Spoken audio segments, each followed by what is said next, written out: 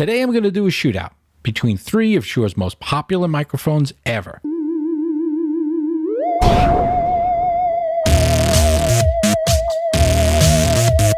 The Shure SM7B, the Shure Beta 58A, and the Shure SM58. Now, why these three microphones and why in this setting? I have a whisper room right here. This is my whisper room. It's ultra quiet and it's what you would want to use to record certain types of voiceover work. Whisper rooms are whisper quiet, and I've added 4 inches of Owens Corning 703 in there to make it even quieter. So why am I testing these microphones out here? Well, these three microphones are known for rejecting background noise. Which is to say, if I took my $1,300 or $1,400 microphone, my Neumann, for example, and if I put that in this room, which I've done in a previous video, you hear a lot of the background noise. And by noise, I have 2 servers that are on 24/7 right next to me. They're like 5 feet from my arm right now.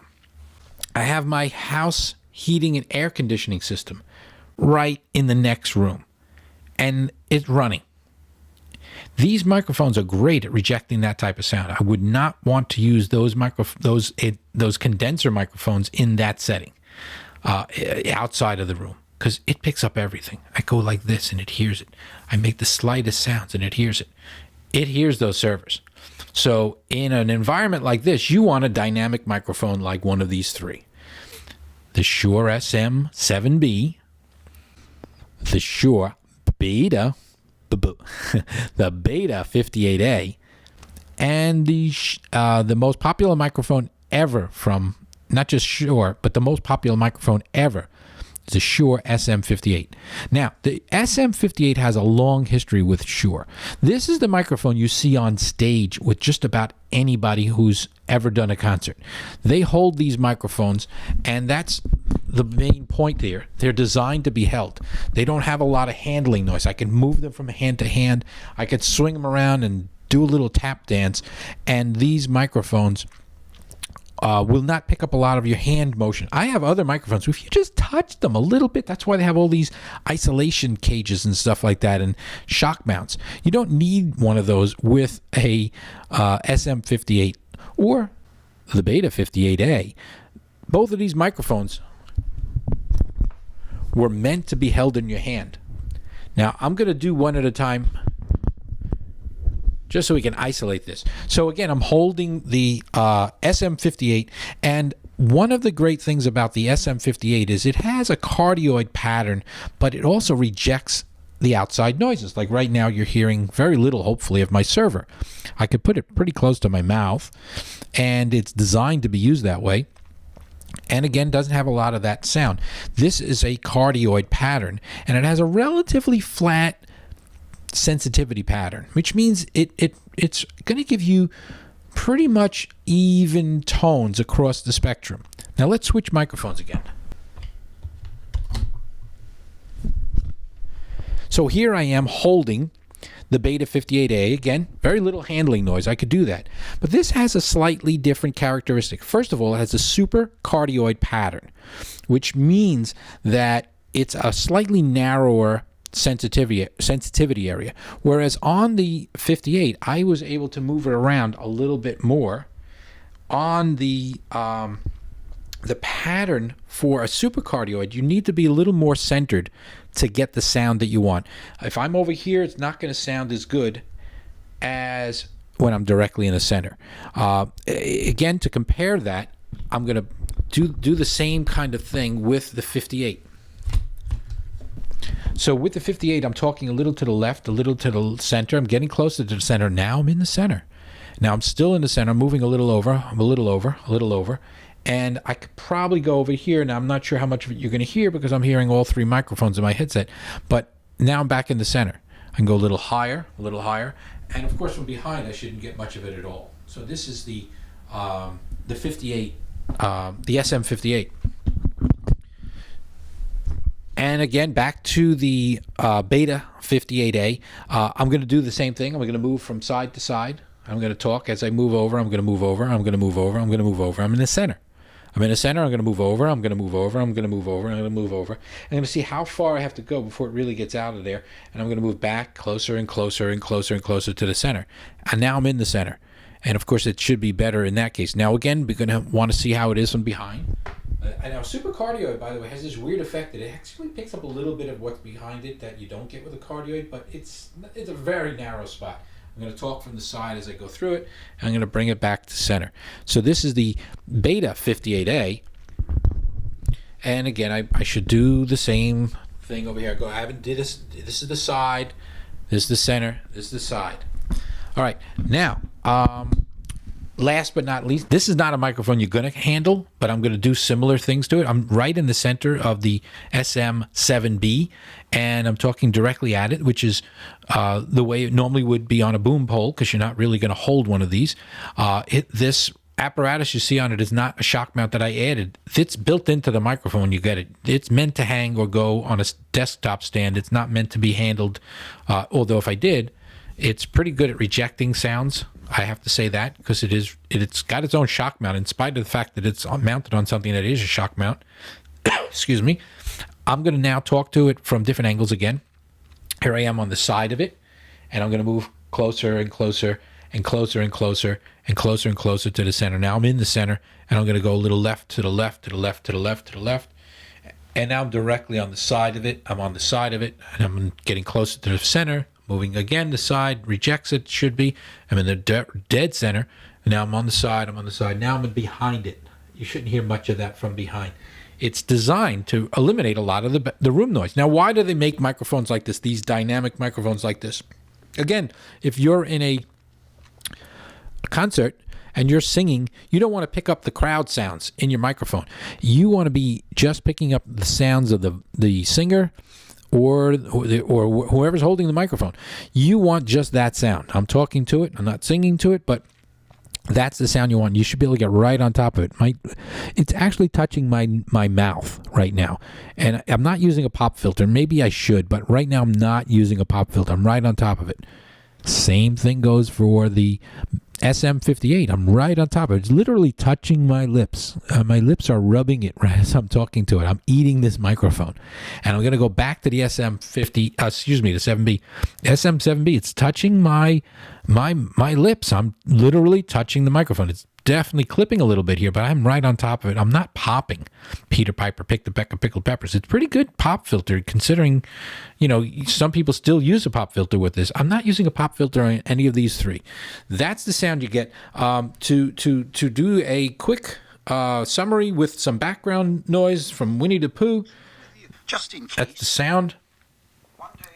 That's it behind the SM7B. That's the noise to the left of the SM7B. It hopefully is not picking up too much of that sound.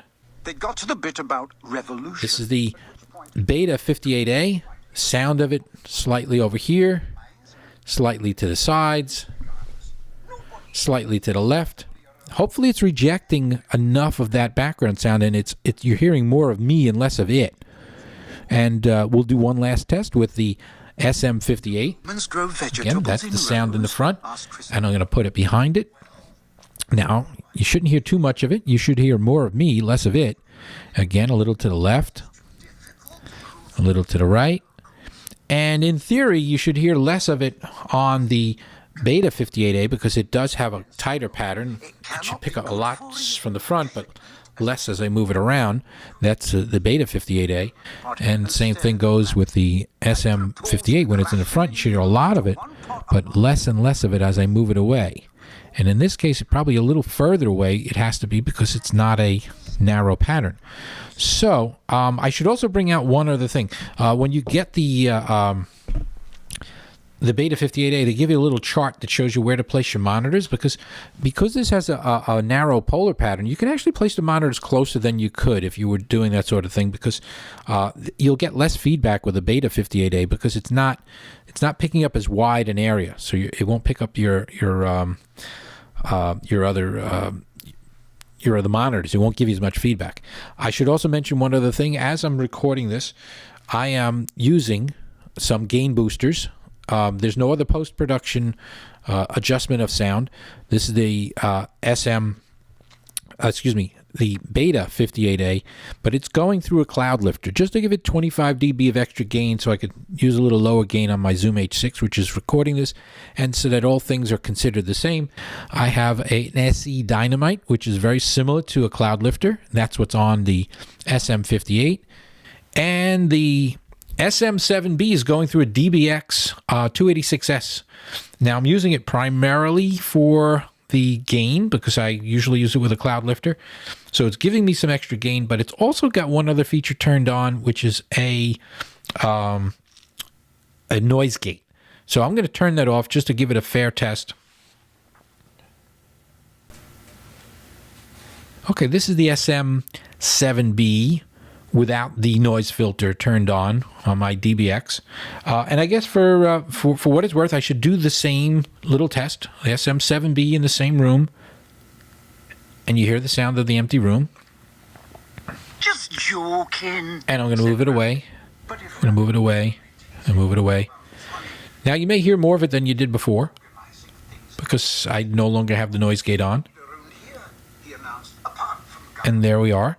The SM7B under those conditions. Now, I'm going to do a follow-up video with these 3 microphones inside of the Whisper Room, so you may want to subscribe to my channel or check me out later on so you can hear these 3 microphones in a quiet room, not a noisy room. But I wanted to do this one in a noisy room because that's one of the strengths of these 3 microphones.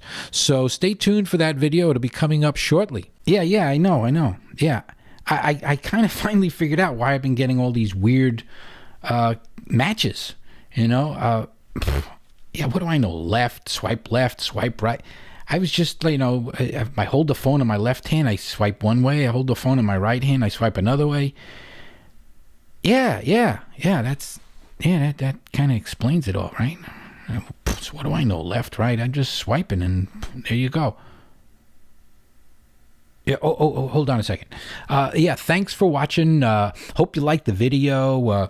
All the usual stuff. Hit subscribe. Look for the little bell next to it so you get notified. Don't forget to comment. Be a sport. Hit the thumbs up. Interact. Be part of it. You know what I mean. Yeah. All right. Yeah. So let's swipe left. What do I know? What's swipe left? Swipe. Well, I know it said so at the beginning you signed up. I don't pay attention to that sort of thing.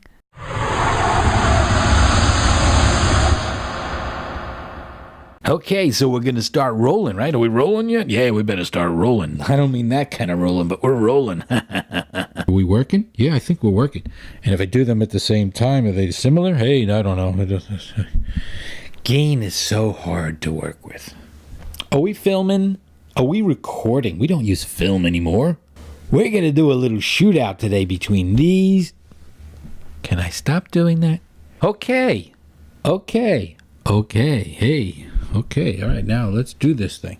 Are we ready to roll? Yeah, we're rolling. Yeah, that's what we're going to do now. We're going to roll. We're rolling. Are we rolling? Yeah, let's get rolling. I like rolling. You rolling? Let's start rolling. Can I say something? Yes. Try to do it right this time. Okay. Some popular podcasts like the Joe Rogan. Can I get this straight? No, I can't.